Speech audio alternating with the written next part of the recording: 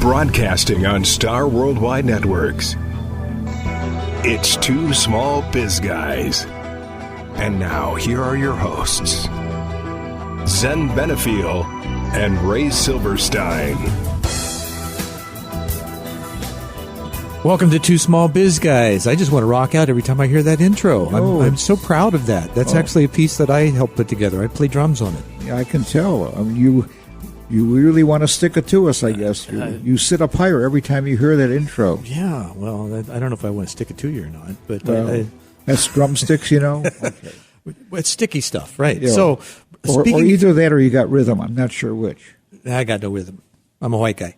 I can't jump. That's it. Bringing out the best in people. Speaking of. Yes. That's our topic for this week. We're going to be looking at what it takes to do so. This was a book that you read and reviewed, and I happen to think that it's probably one of the better things to do for and with people in the workplace, especially employees and staff and things. You want to bring the best out of them, right? Well, the aspect is, if people say that, when you ask people, what is your number one asset? They almost invariably say, well, our people are our number one asset. So if the people are your number one asset, basically you should be involved in training, you should be involved in learning how to really motivate and really how to reinforce the proper behavior. So what this book talks about is reinforcing getting the right kind of behavior. So you want to make your people more productive, because by being more productive, your business is more profitable, but also they have the opportunity to make more money, be more involved, and possibly even have more time, because of your productivity equals output. Mm-hmm. In theory, if you're getting the maximum amount of output, you really should have more time to be available to do other things. Now, speaking of time, I'd like to take a moment here and say, whatever happened to Theory Z, cross-functional teams, situational analysis, intrapreneuring, and quality management, like all the other hot management theories that have come out and gone, these quick fixes have faded from memory in most cases. Taking their places in the graveyard of management fads. Well, that's what the author believes. The author believes that all these things that you talked about or statements, you said these are the hot topic of the time. You got to put some words with that silent nod. Right. Thing there. They can't see that on radio. You didn't hear my head rattle? No. When I go like this, you don't hear it? Okay. See, if I rattle it one way, if I shake it one way, you can hear yes, and the other way you can hear no. Yeah, it's pitch. But that's right, the pitch. Be very careful with that word, how you pronounce it. But the aspect is, a lot of these theories come and go, and he basically says that these are fads. And he talks about what he calls his ABC format, which is based on behavior analysis and what have you. And he talks what's that mean? What's behavioral analysis? Well, he really refers to knowing what is the person's behavior. He gets involved. The ABC is really an acronym for... It's kind of looking at somebody, what they're doing, and figuring out why. Well, somewhat, but he goes deeper than that. He talks about A is the antecedent. In other words, what started the behavior, what kicked it off. B is the behavior, and C are the consequences. So the aspect is what... Is that like antagonist and protagonist? I don't know those big words, but... I don't think any drama has one. I know, but it doesn't have to do with that. It has to do with why is a person... Isn't there drama in the workplace, though? Well, it could be. The aspect is, why is a person an antagonist? Why are they a protagonist? And he talks about the consequences. No, you were talking antecedent. No, you're jumping in too soon. Okay. He talks about you jumped in again. He talks about what are the consequences. So how you treat someone after they do something. Do you treat them in a reinforcement manner, or do you treat them in a negative manner, or don't treat them at all? What he calls extinction. Well, that's one of the things that we used to do in teaching. They teach you the what do they call it? The Victorian look, where you're just somebody's misbehaving in the classroom, and you just stand and look at them with no expression. Yes. And pretty soon, if you remain quiet, everybody else in the room gets them to do whatever it is that you want them to do. So in essence, with that format, you were doing kind of a form of penalty, that you were looking at them and they were thinking, okay, what's going to happen? Yeah, Mr. B, don't look at me. But the other aspect is when you also look at them and they don't change the behavior and they continue, and they do it again, have you really changed the behavior? So the aspect of the ABC format, what he calls behavioral analysis, is to reinforce and get the behavior that you want time after time after time. So we're talking about habit changes. Is it a 21-day thing, or do they often change earlier in the work environment? Well, he's not talking about 21-day thing. He's talking about day after day after day, and how you treat people and how you communicate with people and how you really refer to them in either a positive or negative manner based on the circumstances. And it really gets into a very scientific analysis, which I think is kind of deep. But the aspect is that he talks about, first of all, your comment about the fads. He says these fads don't work because they really don't go into the behavioral analysis. And they've rocked the landscape. The quality circles, corporate culture, entrepreneuring, like I said before, employee participation, strategic alliances, management by wandering around. That was a biggie. Okay. And change management. So his basic statement is bringing out the best in people and achieving measurable superior results requires a clear and precise understanding of human behavior. So he's talking about that in order for management to really be functional and successful, they have to really analyze what is causing the behavior, which is the antecedent, and then talking about what is the consequence, what do they do to change or to enhance that behavior. So when he talks about the positive reinforcement, he says if you don't get positive results, no matter what you've done, even if it's an attaboy or whatever that is not positive reinforcement. Positive reinforcement is measured by what is the output. So you're getting into a scientific type of area of what has been actually increased. So you got to have a baseline first to understand where you are. Then you want to set your goals as to the kind of behavior that you want to see, and then figure out how to get there. Right. So, you got to have a baseline, because otherwise you don't know if you have enhanced behavior or not, or enhanced performance. There's all kinds of enhanced performance. So, but he also talks about, which we can get into in a later section. And that doesn't come in a blue pill. Oh my gosh. Are you bragging about that now? No, not at all. Oh, okay. All right. I can see you're an upright person, but that's okay. Okay, so let's talk about common sense here and making sense common. Okay. Versus scientific knowledge. Common sense knowledge is acquired in ordinary business, right? Well, okay, but the people say, use common sense. It's a big expression. Is there really any? And, common sense is based on someone's experience as to whether it's worked for them. He basically states that common sense isn't based on behavioral analysis, it's not based on scientific fact, and it's really kind of history. Mm-hmm. So some of his comments are common sense knowledge is acquired in ordinary business and living, while scientific knowledge must be pursued deliberately and systematically. It sounds like a very idealistic way to do things. The question is, in management, do you have the time to step back and really say, what is really the reaction I must have here? Well, it depends on how much you want that response and how high you want to set the bar, not only for yourself, but for the organization. Right. But the aspect is that people always use the term, use common sense, and his overall format is common sense is fine, but basically you should really have a behavioral analysis as to what you really want to accomplish and what you really want to go. Right. And he also says that it's more of an individual thing, common sense is. So when you can apply that in a group think, if you will, it makes that sense common, because you're able to see, okay, here's what's worked for all of us, and it is a common feature in the behavioral analysis, if you will, and the change that is looked for in order to have higher productivity and a better working environment. All right, but let me give you, here's an interesting one. Okay. He says common sense knowledge accepts the obvious. Scientific knowledge questions the obvious.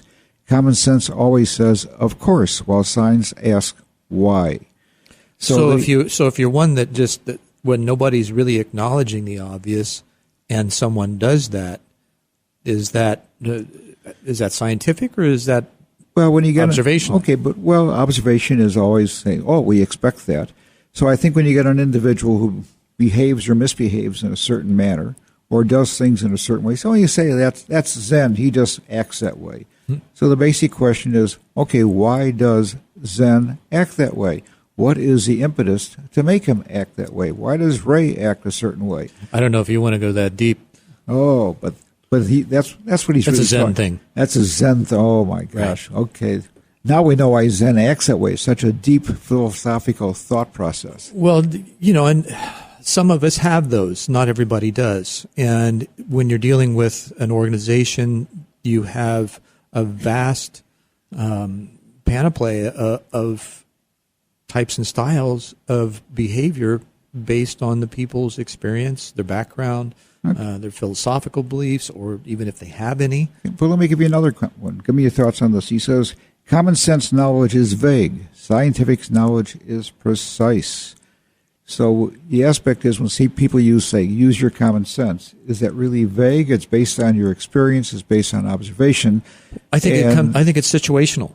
If you're talking about a certain behavior or a manufacturing technique or something that is part and parcel to that moment when you're bringing it up, but it's a little different. Okay, but it's a little more specific than vague. Okay, but manufacturing technique, you can measure the output. It's very simple. Right. You know what the throughput is, you know what the output is, and you can measure it. When a person behaves, you don't know always what the output is, what you can expect. I can't set up a machine. I can set up a machine to operate a certain way. I can't set you up to operate a certain way. You can set me up. You always do. That's what we're trying to do. It's a setup.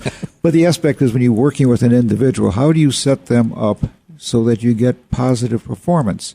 And he talks about by knowing what the reaction is and by knowing what the consequences is to how they're going to react and observing this over time, I guess, and experimentation, you can get better results. It seems like there's a learning curve to this by knowing the individual, but I think the most important part is by not accepting the individual the way they are, but by wanting to work with them as to how you can enhance their performance. I would go so far as to say is accepting the person as they are first, and then asking for them to raise their own bar through setting new standards.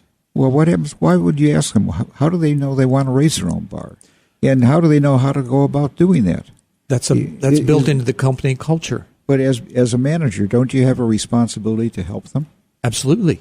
So by just accepting them, does that mean you're helping them? You're accepting them as they are. So, people want to be accepted. They want to feel safe and secure. So a person doesn't perform the job. They just don't do it at all. They don't do a good job. That's not what I'm saying. Accepting them. No, that's not what I'm saying at all. I'm saying in order to move someone from place A to place B, you first have to acknowledge where they are and who they are and accept them as they are. Okay, his comment would be is you have to understand why they do it. What is the antecedent as to why they do it? That comes next in order to move them to the next place. His format is that comes first because the acceptance means you accept the behavior. And when a child is always bad, do you accept that? No, but the aspect is you yell at them. But you can't understand the why of the behavior before it happens. Okay, but you try to get them to change by bringing, I'll say, force. All right. Not physical force, but maybe vocal force. And speaking of vocal force, we're going to force a break here. Thanks for listening to Two Small Biz Guys. We'll be right back with you with more about learning how to behave. Two Small Biz Guys with Zen and Ray. We'll be back after this.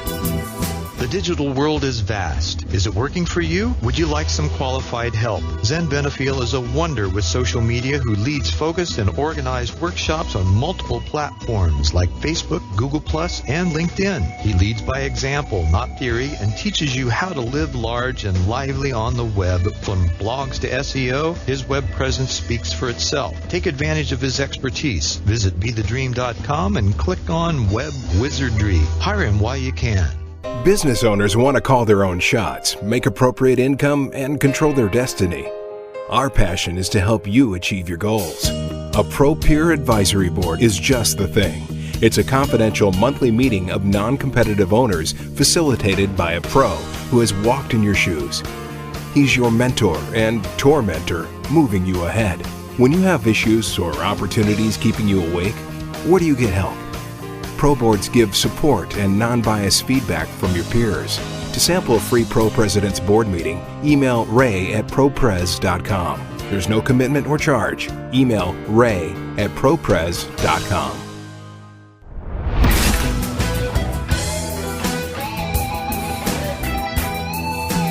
You're listening to Two Small Biz Guys. Now, back to your hosts, Zen Benefiel and Ray Silverstein. Welcome back to Two Small Biz Guys, and we're talking about behavioral analysis and change, and more often just bringing out the best in people. Well, we're talking about positive reinforcement and what are the reinforcers to get people to function in a higher level of performance.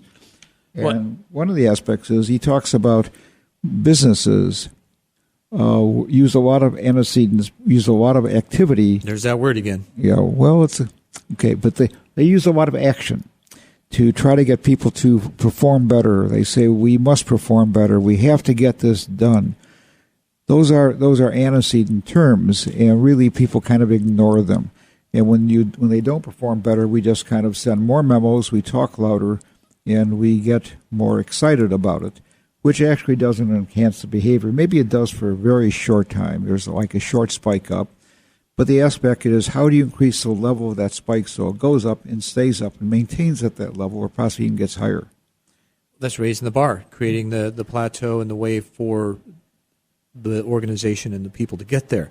Now, the author kind of states, he says, in most organizations, we attempt to manage performance by telling people what to do. We tell them to work harder. We tell them to work better. We tell them to work smarter. We tell them to do these things in a variety of ways. Sometimes we tell them to go take a hike. We send memos, have meetings, write policies, hold classes, and make informational and inspirational speeches, frankly, that most people gag at. Okay, so what he's basically saying is that management basically treats the initial action, what he calls the antecedent, and they don't really think about the consequence aspect. So he really talks about later on, which we're getting the discussion, is the consequences are really what change the action and the behavior. The antecedent is there, the action initially is there. So he says the methods that you talked about, that you just mentioned, he says when these methods don't get the desired response, the level of performance that we want, we tell the people again, we tell them only louder, we tell them stronger, we tell them whatever, we send them more memos. And so do you expect to get results? No. One of the definitions of insanity is doing the same thing over and over again without any change results. Right. It's just kind of ridiculous. And when you think about things, and even as a business owner, would you want somebody beating you over the head with something over and over and over again if you're not getting it? No. You want them to say, okay, I understand you're not getting it. Okay, what can we do to help you get it better? Okay, but the other aspect is when they do get it better, what do you do at that point? Are you just quiet about it, or are you just kind of ignore it, or do you go out? We've talked about celebration in the workplace from time to time. When somebody finally gets something, the light bulb goes off, you see the spark in their eyes, you see a change in their behavior. I think you want to celebrate it, at least for a short time. Well, that's right. You want celebration, which might be recognition, which might be just saying "Good job, Joe," or it might be that you really. But you have to be careful because you have to be sincere. Yeah, you have to be sincere. That's true. But a lot of people also go on to say, "Good job, Joe. You did a great job. But if you only did this, you could have done better." And all of a sudden, the air is out of the Isn't balloon. that a kind of a fall through from the 1 minute manager? Well, I don't know if it could be. I don't remember the 1 minute manager. I read it so long ago. But I ought to read it again. It only took 1 minute. It's kind of worst, best, and how you can improve. Only it starts out with the best, worst, and how you can improve. Well, it's interesting. Many years ago, I was at a workshop where a fellow was supposed to be the expert in how to give negative information in a positive way.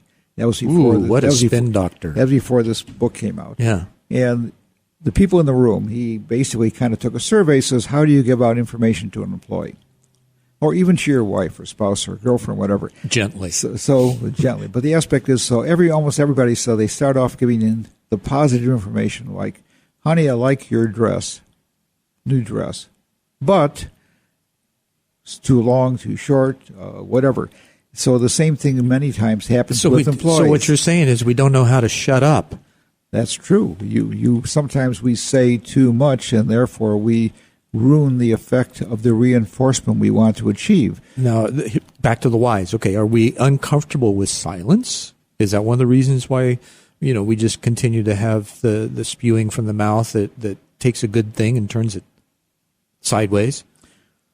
Well, I think that people want to give more information than what's necessary. So maybe what they ought to do is just say, no, just Zen, give me the facts, ma'am. Yeah, Zen, you really did a great job on this. Or if you want to take it a more positive, say, you really did a great job on this. No, tell me how you went about this. So, and, I often wonder this, how do you get, when you praise someone, oftentimes the first thing you'll do, or you'll see in them, is their shoulders will slump and their head will go down. Well, okay, but the aspect with that is, some people, when you praise, it's negative. So you really have to know what really enhances that person. So some people... Is it negative, or is it that they're just not used to it, that they feel they don't deserve it? Okay. His definition. Okay. Back to the book. Yeah, back to the book. His definition is, if you get negative results, therefore... Don't do it. Even if you give it positively, right. Don't do it. If you get positive results and you give it negatively, it's a positive result. In other words, Zen, if you don't shape up, we're going to have to let you go. And all of a sudden you start shaping up, even though it was given in a negative format, but the results are positive, it becomes a positive I kind of woke up and realized, hey, I need to do something to change in order to better fit and do the job better, or I'm out of here. Yeah. And if I like the job, the people, and the place, then maybe I ought to do something. So let me ask you a question, if I might. Careful. I'm going to give you a circumstance. Okay, give me a circumstance. This is, okay, think about your organization, or think about organizations of the past where you've participated. Are only value-added behaviors being strengthened by consequences in the work environment? Or are off-task behaviors reinforced in some manner? Or is it possible that some of the behaviors you punished or penalized are actually strengthened? So when you observe this, when you see people around the water fountain, and they're having a good time talking, and they're not at their desk, and you don't say anything, in essence, you've given a consequence of acceptance. Right. So if you say something... Generally, if you remain silent or quiet or any of those kind of non-responsive responses, then you're giving permission. Right. So these are the non-actions that you have given a consequence. Mm-hmm. The consequence being that you didn't say anything in the example I just cited. Right. So what happens when the people do a good job? Well, oftentimes you don't necessarily have to say something. If you are a manager or an owner and you make the effort to walk by that area, it's going to produce a result. Well, you don't always know what it's going to be. Well, that goes back to the Westinghouse study years and years ago, where they had two... Showing our age, are we? Yes. Well, this was really the first study of productivity, I guess. Right. And they had two different rooms, same criteria, the two different rooms. And they identical water coolers? Yeah, no water coolers, but one manager would walk through from time to time, the other one no one would walk through, and they were measuring the output. So the aspect is if people show that you have an interest, there is a better output. But the aspect is that when you didn't walk through in that case, the circumstance is that you basically had accepted that behavior. So silence can be a negative reinforcer. Certainly can. But you also gave an example earlier with the school teacher format, where you stand there and give a stare, in keeping quiet. You're making it kind of a positive reinforcement because they do stop that behavior. Right. So the aspect here is without having to be disruptive. Anytime that there's, I think, punishment, consequences in that frame in an organization doesn't necessarily produce the kind of results you want, and over time will diminish the capacity of the organization. Yeah. Well, generally punishment or penalties reinforce the output. Right. And so, yes, you might get a spike because they react to that circumstance. Now, again, it depends on the type of people that you've been able to access and hire, and this speaks to your hiring process. Well, but if you find self-initiating people that come in that don't necessarily need that kind of reinforcement, they're going to do their best, at least for a time, without any reinforcement whatsoever. Okay, but your key is, but you made a comment of people who are highly self-sufficient, people who really are good producers, have good attitudes. Those people are the ones you want to get because basically positive reinforcement works and very they're the strong most with rare. them. And they're also the most rare and the hardest to find. And so the aspect is when you were talking about giving negative, a lot of people end up giving negative. Management also many times just gives out negative information or no information at all. So that, I mean, if you go back to the 1 Minute Manager, and right now I can't think of the author's name. I have in a senior moment. Me too. We'll get it in a second. I can picture him. But one of the comments he said at that time was you put your hand on their shoulder and say, "Good job, Zen." That meant a lot more than possibly. But nowadays, you can't. It's sexual harassment. Nowadays, you can't do that because Right. of sexual harassment, right? And it's across the board. I think that's ridiculous. I think when we all need a touch. We all need Get a your hug. hand off. Get your hand off. Hey, now. Get your hand off me. Come on. Hey, shh. So the aspect we is lack the human connection, and I think that makes it more concrete. It makes it more substantial, and it validates and gives evidence to the sincerity that one has. Okay, let me give you one other comment. He talks about, he says, a significant part of every manager's job is to identify those behaviors that are necessary and sufficient to accomplish the company's objective, then plan and deliver consequences that support them. So when you go back to your people, and you talked about the hiring process, but just the hiring process... See, we think of consequences as being a negative thing, and it not necessarily is. But he's talking about consequences being positive. Right. So the aspect, yes, you say when you use the word consequence, you say, oh, that's really negative. But the aspect is he's talking about this in a scientific format. Right. I'm just wanting to make sure that our listeners know that, hey, consequences doesn't mean a bad thing. We're using it also in a positive manner here. Right. Consequences mean you get good results by doing the right consequence. Right. Okay. There is no good or bad. It's our thinking that makes it so. So our interpretation of it. So now we're going to talk next, after this little break, about consequences that actually might decrease performance. And with that, we're going to head out here for just a moment. Thanks for listening to Two Small Biz Guys, and we'll be right back with you. Two Small Biz Guys with Zen and Ray. We'll be back after this. As a business owner, have you ever felt alone at the top?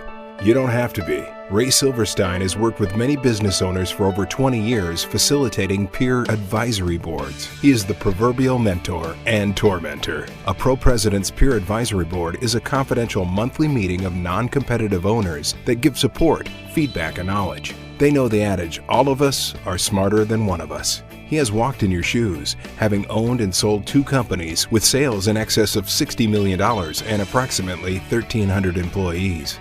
In Young President's organization, he participated in peer advisory boards and felt it was a key to his success. His passion is to help small business owners succeed. He knows peer boards work when you are open, don't feel like you know it all, are willing to put issues on the table, and willing to take criticism.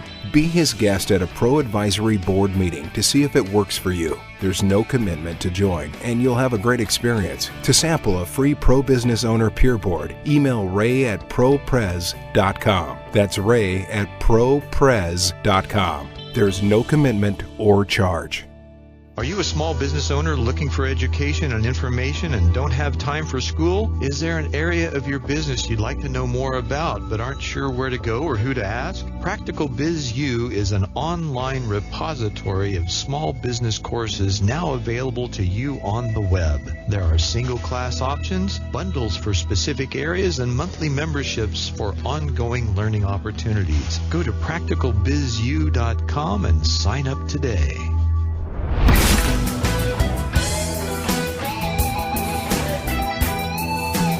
You're listening to Two Small Biz Guys.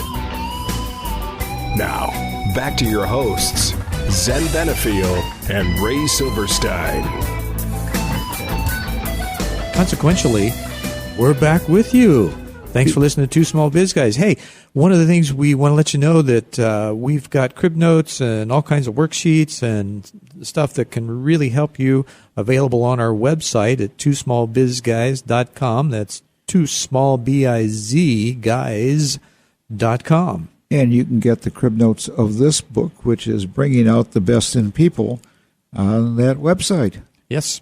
I'll actually... Don't delay.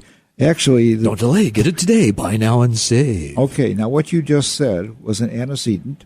Yes. Buy today and save. And the consequences are, if you don't, the behavior, you don't save. No, the behavior is I'm going to go there and do it. And the consequences of that, I'm going to be able to enhance my behavior, enhance my output by being able to have these ideas in the workplace. Great hook, huh?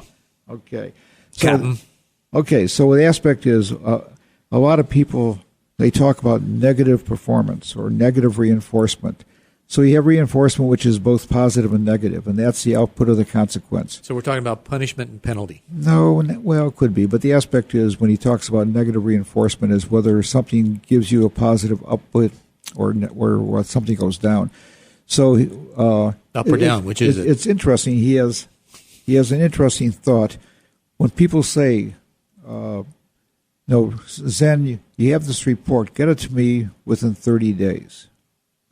He talks about that as being a negative reinforcer because I've allowed you to have 30 days to get it done.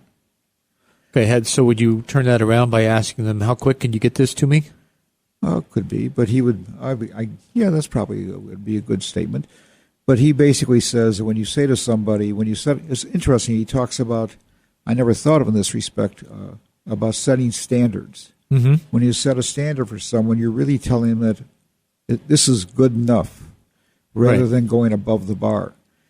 So he talks about setting standards. So if you have somebody that under-promises and over-delivers, what do you do? Well, you have to find out why they did that so that you can set the consequence for them. The consequence could be an attaboy. The consequence could be that you say, take your family out for dinner. Yeah. Well, some people have different motivations. If I do, more, better, faster, then I might get a raise sooner, or I might get a spiff, or I might get some accolades. Or all right. But he also talks about would I get a raise sooner? He talks about those type of rewards are not as strong as immediate aspects that what you can do. Money is oftentimes is not a factor. We'd like to think that it is. But it's the socialization, it's the acknowledgement, it's the praise. Well, with most people, money is a satisfier. It is. I mean, you got to pay your bills. Well, and you got to satisfy, the neighborhood. Well, what I mean by that is that, for example, I just had a circumstance that someone told me that on day one they're very happy. On day two they got a raise. On day 2.5 they're unhappy. So you think, why would they be unhappy? No, they got more money on day 2 than they had on day 1. And the reason they're unhappy because they were expecting a bigger increase. So therefore they're not satisfied. So on day 1 they were satisfied. I would have thought that maybe they would have been unsatisfied because they just don't like the job. Well, that's a different issue. But the aspect is... Yeah, that's another why. That's a different issue. But the aspect is if they're satisfied with the job... Tissues are over there, by the way. Let's assume that they're satisfied with the job. Then all of a sudden they get an increase and they become unhappy. They become unhappy because their expectations were greater than what they received, and therefore they become unsatisfied. So many times expectations and people in compensation, you mentioned that they're not motivators. Mm-hmm. They're not. Some people are high Ds, for example, in personality assessments, are highly motivated by money, and they will go out and go for it. But most of the population are not high Ds. There's only about 9%. So the aspect is you're better off with the positive reinforcers that you can give people every day, which are immediate. So think about what are those immediate things you can do. So that would be the S's, right? In the DISC assessment, those are what's... That'd be I, S's, and D's. Well, but I, S's, and C's. Right, but the I's and the S's make up the bulk, right? Yeah, I would say so, yes. Actually, the S's are 50% of the population. Right. And those are people who are satisfiers. They want to be satisfied. They want to, do the job right. So the aspect is the high D is one who wants to get it done. Mm-hmm. The high C says, I want to get it done right. And the S says, no, we want to satisfy. So, but they're 50% of the population. So the way that you generally have to motivate them is that you have to compliment them what they're getting done because they want to be satisfied. They don't want to have confrontation. Sometimes the high D wants to have confrontation. And sometimes with a high D, you might motivate that person with a negative comment, such as, I bet you can't do this. Well, right. I think high Ds are most often, they are more aggressive. They like the argument. They like to prove themselves in some way. So giving them that, I bet you can't do this, or no, that's never been done, or, those kind of comments will actually push them to do, and maybe even go further than you expect them to begin with. Now, like you say, that there's only a 9% population base of that. So with the I's and the S's, though, which are going to be more of the balance or the bulk of your employees and staff, there's a different treatment there, and the argumentativeness isn't necessarily going to be productive. Something that it is more encouraging, that's more engaging, would probably be the but case. If you go back to managers in general, a lot of managers believe they just don't say anything unless it's negative. They believe that people should perform at a certain level. Oh, yeah. Somebody shows up at your cubicle, at your workstation, or whatever, and the first thing that you think is, oh, what did I do? What did I screw up? Am I bad? No, they don't always think that, but the aspect is... The majority of the time when somebody shows up to do that, I'll guarantee you that's the first thought that's on their mind. They may not say it. Well, okay, but the aspect is if the consequences or the activities are not consistent and you get a unique circumstance where the manager does show up, I can see where that will go through their mind. Mm-hmm. But if the manager does give attaboys or does make positive reinforcements or does knows what really is going to be a motivator to you, I don't think they would think that way. So it becomes a question is how do you I shouldn't use the word train, but what is the expectation that people have? Well, I think it is kind of it's a retraining, because the what I said earlier about how people think, I think that's traditionally in business and the workplace. When you have the folks show up at your doorstep or your cubicle or workstation, whatever, it's usually has been for a ding rather than a hurrah. Okay. Right? So where we're changing now in this whole change management, and a lot of these management books and things are all looking at, okay, how do we get better performance? And by doing so, we have to instill the idea of good performance already in order to take it further. Yeah, I would agree you with say that. that's true? Okay. His comment is managers... Hey, I got an agreement. Woohoo! Managers change behavior ding, ding, ding. by... Oh, no. Well, that's bad behavior. Yeah, it was. We're going to have to slap you down with that. Now, that's a negative reinforcement I just gave. I'm not going to stop anyway. Oh, okay. It's my job. That's your job. But he says managers... Hi-de-ho. Okay. You want to be on a boat, I can tell. Yeah. Managers changes behavior by their actions and inaction. Bringing out the best in people requires that all performers get the right consequences every day. So when you talked about when the manager stops by your workstation and he hasn't been there before, he or she, all of a sudden you're expecting the worst.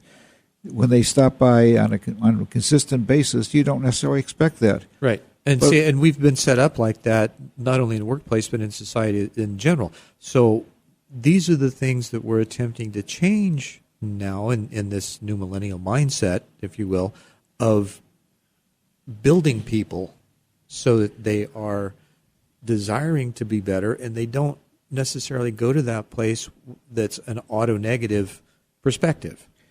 Okay, let me give you a little bit different, change the topic a little bit. No. He talks about that reinforcers are more effective than rewards. So when you have an employee and you say, if you meet the goal at the end of the year, we're going to give you a trip to Hawaii or whatever it might be, he basically states that if you have immediate reinforcers every day, that you get far more performance than the reward that's way out there. Do you think that's true? What are your thoughts? I think it's true. I think it's an evidence of being more present, more effective, more available.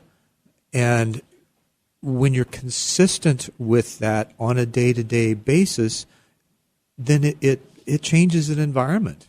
It's like a positive reinforcer, since we're talking about that builds the organization, the team, the leadership into this wonderful, for lack of a better, this wonderful place where good things happen.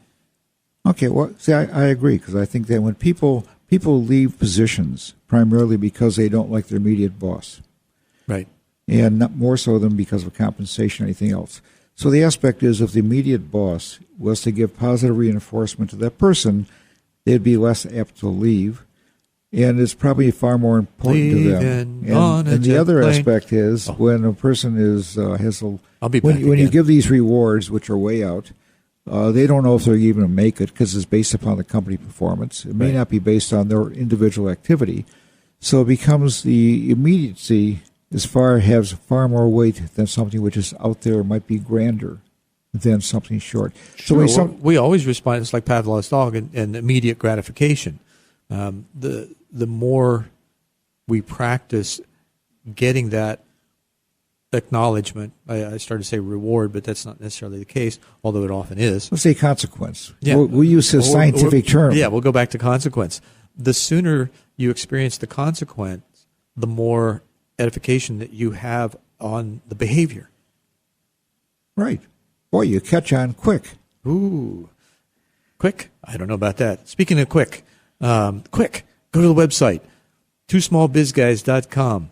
Download everything. Oh, they'll really have great positive consequences from Yeah, that. you'll be there for a while, and you'll get some great stuff, too. Speaking of great stuff, we're going to break for commercial. We'll be right back. Thanks for listening. Two Small Biz Guys with Zen and Ray. We'll be back after this.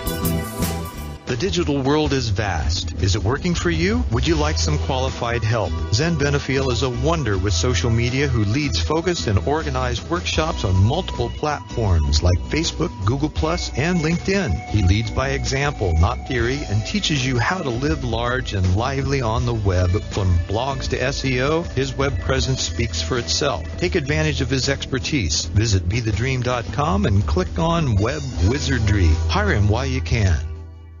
Business owners want to call their own shots, make appropriate income, and control their destiny. Our passion is to help you achieve your goals. A Pro Peer Advisory Board is just the thing.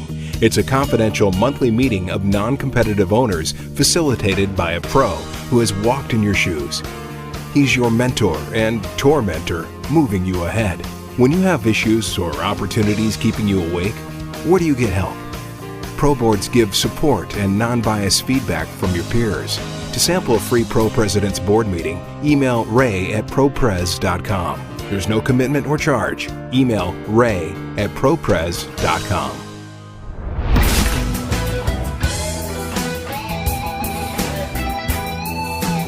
You're listening to Two Small Biz Guys. Now, back to your hosts, Zen Benefiel and Ray Silverstein. Welcome back to Two Small Biz Guys. We're talking about how to behave better. Well, actually, bringing out the best in people in your organization. We've been working on your behavior for a while without results. Will I ever behave better? We hope so. We hope so. There's always hope. But do I want to? No, you probably don't want to. So the thing is that in order to make you behave better, we have to ignore the bad behavior. I guess that's the way to possibly do it. I always act out. I'm kind of a clown. And I went to a meeting recently, and the gal recognized me. She goes, I remember you. You were dressed up like a clown. And I said, really? Because, that was, in some respects, that was a negative consequence in my mind. Yeah, okay. You had your tuxedo on. Well, I asked her. I said, did I have my marbleized tuxedo or my royal blue suit with a tie-dyed T-shirt or the tie-dyed suit? She goes, that was it. I said, oh, okay, cool. No. Well, I like to stand out in a crowd without saying a word. Oh, you do. But I didn't realize that I looked like a clown. Oh, my. Well, see, it's a question of perception. That's all. Yeah. Another gal that heard the whole thing said, wow, that was kind of negative, wasn't it? Okay. And I said, well, good or bad or indifferent. I stood out. That's the important thing. That's the thing about marketing. PR. Doesn't matter how it is or why or what it is, as long as it is. Sometimes some people do and some people don't want to stand out. But going back to stand out, so the aspect we were going to talk about, myth. we were going to talk about change. And the management myth. People resist change. Well, it's interesting, yes. Do they really? Do they really? I think almost all people resist change because they think of the negative aspect that's going to come of it. In other words, What are the negative aspects I'm going to have from the change? And it's going to changes the way I do things. It changes how I perceive. I don't want to do that. So the aspect is when you have change, he talks about primarily that you have to present we got to be in early. You have to present it in a positive manner. What's going to be enhanced? What's in it for them? Oh, we're going to get donuts and coffee when we come in early. Darn right. That's darn right. With a diet pill, no less. Yeah. So the aspect is when you talk about change, it has to be to their benefit. But normally they start off with a negative aspect. But then also we get used to patterns. But, and when we're used to certain kind of patterns and behavior, and then we're asked to shift that, it's uncomfortable. Okay, that's true. But then when you make the statements about the positive aspects that can come out of it, it better be true. Otherwise you create a violation of trust. Exactly, and that comes in the experience of it. And if the experience isn't going to be there or is different than what's anticipated or what's sold, then you're going to have buyer's remorse. Well, I would call it something worse than buyer's remorse. You have lack of trust. You have lack of trust, and when you have lack of trust, therefore you can't sell anything, right? And people don't believe you. Well, it's like a kid listening to their parents say, "Oh, don't do that," or telling them what they're going to do if they don't do something, and then it never gets done, so they continue doing it because there's going to be no consequence. So, no consequence. There is a consequence. No consequence is a consequence. Correct, and it reinforces the behavior that's existing. That's correct. So you have to think about that everything you do creates a consequence, and therefore the behavior is caused by what you do. Now you're getting really metaphysical on me, Ray. You're talking about the butterfly effect. Oh, the metaphysical part. I went in for physical. Dr. Meta wasn't there. Oh, yeah. Okay, well, but still, what your response, any action that you make is going to have some consequence. It may not be immediate. It may be on down the road, but it's going to affect people. Nevertheless. Right. And the aspect is, how do you think about people that you can get a higher performance from people and also make their job more worthwhile and what make them think they're more worthwhile and make it positive. That's kind of for a loaded everyone. question or loaded statement. How do you think about people? Well, okay. Why is that a loaded question, how you think about people? Well, because there's many dynamics of how you might think about a person. Yes. Okay. And depending on... So if you think about people as cogs, that's one aspect. If you think about people as performers... Only if I'm a wheel. Well, but being cog is a lower form of a thought. It's like saying, you're on a wheel, you're on a production line, you really don't have any bearing. But actually, people have kind of an automaton. You have to think about people as being important, and if you Absolutely. think about, if you think about people being important, that people have insight, that people have ideas, that people bring something to the table, then the question is, how do you get that insight and those things they can bring to the table from them? Right, and the trick is when you're looking at behaviors, you're going to notice those people that have a different approach, that they really don't care. They're just there. They want to do the job. They want to take home the paycheck. They want to go there, perform minimal work. Okay. And as long as nothing is said, then that kind of an effect is going to begin to show its ugly head in the people around them that see that. That's right. That's what I call the 20-60-20 rule. Right. And for the people out there who don't know what the 20-60-20 rule is, that 20% of your people are high performers, 20% of your people are low performers, and 60% are very good in the middle. And how you tweet. Yeah, we're going to be tweet. Speaking of Twitter. And how you tweet. See, I got you doing it too. But how you treat the bottom 20% is where the 60% will go. If you ignore the bottom 20%, they will move down. I got you hooked on that tweeting. Them, they will move up. Speaking of tweeting, we do have a Twitter account as well. It's Two Small Biz Guys. If you go to Twitter and please follow us, we're going to be having some giveaways there as well. And we're going to be tweeting, aren't we? Yes, we tweet all the time. Oh, okay. You sound like a bird now, but we tweet. We tweet. But so the aspect what we're just talking twittering about.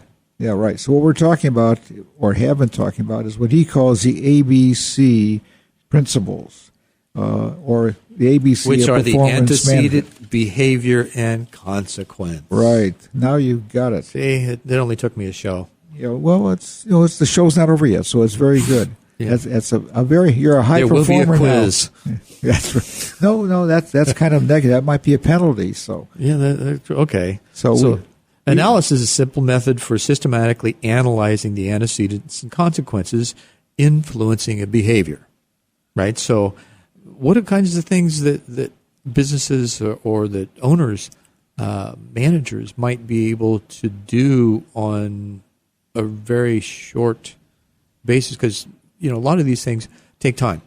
You don't have all that much time in the business environment. You've got to do a quick assessment, figure out what you're going to do, and make the adjustments. But when you work with people, but when you work with people, it's day after day after day, and it's what you do day after day after day. Mm-hmm. And so, therefore, I think if you pay attention to flow, then you can create a situation that will seem like it's a very natural thing to engage a conversation about whatever it is that you want to talk to the person about. Right. So what you really want is an evolution of movement and performance. We want an evolution. Not a revolution. I said we want an evolution. Yeah, I know. We want an evolution. Okay. Ev's not in office anymore, though. Right. That was a long time ago. Well, They didn't like him. Who? Ev. I've lost the flow of this. You haven't flow. No, you didn't lose the flow. You weren't here then. Ev Meekum. Oh, I lost Ev Meekum. Yeah, so did we. Okay. All right. So he talks about some of the things about effective delivery of reinforcement. I sure wasn't effective on that one, was I? No, you weren't, because now we talked about this before, about reinforcement, about being immediate. When you see something you want to... I see something. Yeah, I see something. So he talks about the aspect of what are the things that you can really use to reinforce people. I know you found it. Well, I did. It's good. I'm glad you found it. Now we're on the same page. That's words of wisdom. That's a positive reinforcement for you. Yeah. Wow. Wow. Words of wisdom. So he talks about one aspect is when you're reinforcing people, what you think is a reinforcement may not be what reinforces them. So that's a perception error. So it becomes a perception error. But I think it's probably the most important one, because I know a lot of people go out and they put together elaborate programs for motivation, and they think this will make really a wow, and the people say, it's a nothing, because it might have been maybe it's a wow to me, but to you it's So I really have to think about what's really a wow to you. Well, yes, I totally agree with that, and it also depends on the frame of mind of the listener. If your audience is naturally upbeat, then it's probably going to take a little less to motivate them. If your audience if you're in a down cycle in the industry, so to speak, and you're trying to motivate your employees it's going to be okay. Okay. Now that's an interesting aspect, because you're in a down cycle. Maybe I'll use the term the Battle of Britain. Now maybe that's too old for you, but the Battle of Britain concept was, sometimes we're between a rock and a hard place, and we got to really do it. We've got to squeeze through. Everybody has to dig in together. So that's one aspect. And are you better off saying that, or are you better off saying things are going to be okay? So I think it really depends upon how people perceive it within the organization.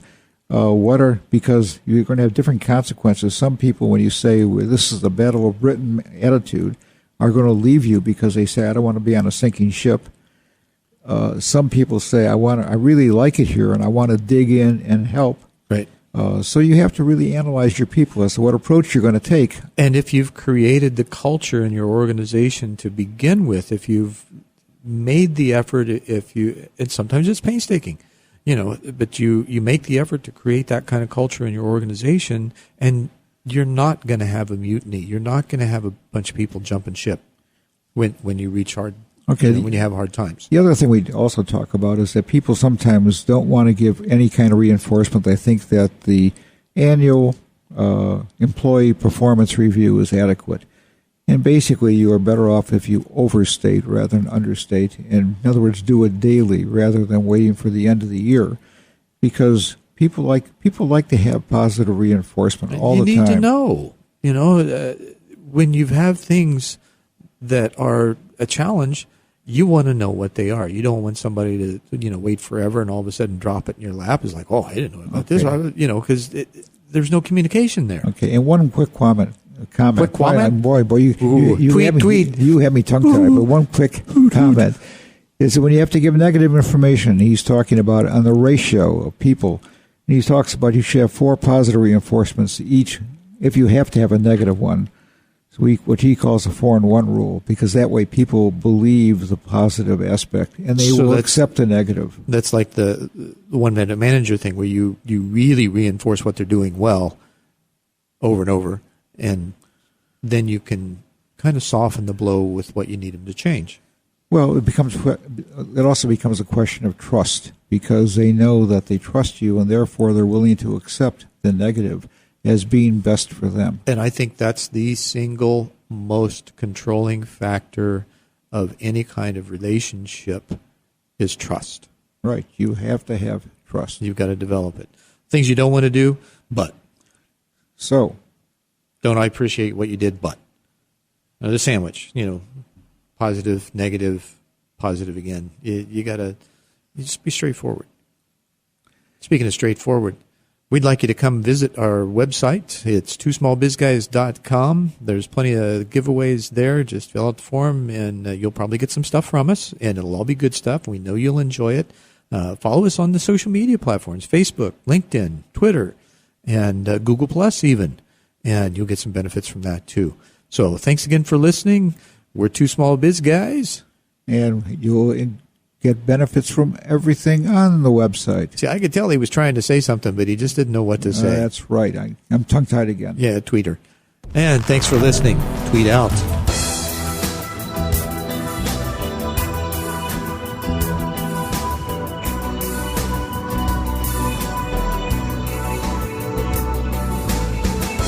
Thank you for listening to Two Small Biz Guys with Zen Benefiel and Ray Silverstein. You can hear Two Small Biz Guys live every Wednesday at noon, or catch their show on demand anytime 24/7 right here on StarWorldWideNetworks.com.